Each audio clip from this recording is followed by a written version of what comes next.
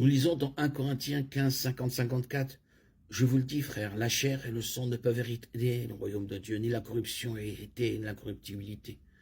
Voici, je vous dis un mystère. Nous ne mourrons pas tous, mais tous nous serons transformés en un instant, en un clin d'œil, à la dernière trompette. La trompette sonnera, les morts ressusciteront incorruptibles. Et nous serons transformés, car il faut que ce corps corruptible revête l'incorruptibilité et que ce corps mortel revête l'immortalité. Lorsque ce corps corruptible revêtira l'incorruptibilité et que ce corps mortel revêtira l'immortalité, alors s'accomplira la parole qui est écrite. La mort est engloutie dans la victoire. Nous lisons aussi dans 1 Thessaloniciens 4, 13, 17. Nous ne voulons pas, frères, que vous soyez dans l'ignorance au sujet de ceux qui dorment, afin que vous ne vous affligiez pas comme les autres qui n'ont point d'espérance. Car puisque nous croyons que Jésus est mort et qu'il est ressuscité de même aussi par Jésus, Dieu ramènera avec lui ceux qui sont morts. Voici en effet ce que nous vous déclarons d'après la parole du Seigneur. Nous les vivants restés pour l'avènement du Seigneur. Nous ne devancerons pas ceux qui sont morts. Car le Seigneur lui-même a un signal donné, à la voix d'un archange et au son de la trompette, Dieu descendra du ciel et les morts en Christ ressusciteront premièrement. Ensuite, nous les vivants qui serons restés, nous serons tous ensemble enlevés avec eux sur des nuées à la rencontre du Seigneur dans les airs et aussi nous serons toujours avec le Seigneur. Ces passages décrivent les croyants ressuscités dotés d'un corps glorifié.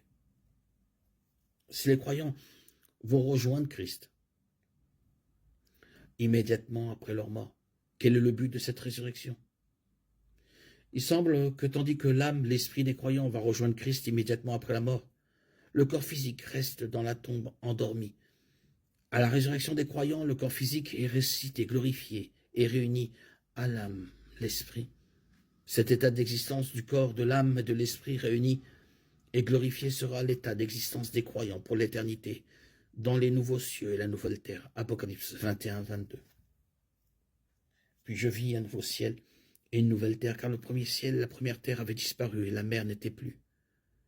Et je vis la ville sainte, la nouvelle Jérusalem, qui descendait du ciel d'auprès de Dieu, préparée comme une épouse qui s'est parée pour son époux.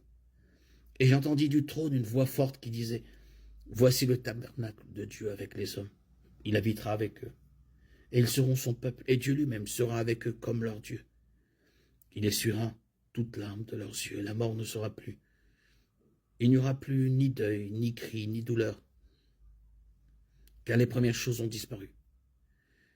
Et celui qui était assis sur le trône dit, « Voici que je fais toutes choses nouvelles. » Il dit encore, « Écris ceci, car ces paroles sont certaines et véritables. » Et il me dit, « C'est fait.